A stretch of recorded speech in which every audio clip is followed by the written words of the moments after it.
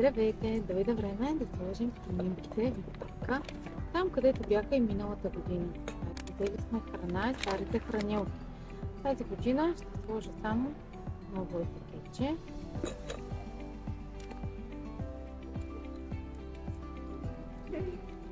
Храната същата.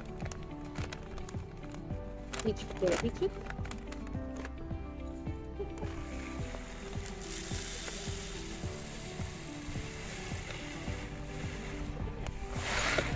И сме готови за закачане. И време е официално да сложим първата хранилка в пак. Се надяваме, че в тези минусови температури ще помогнем на птичките да прекарат по-спокойна зима.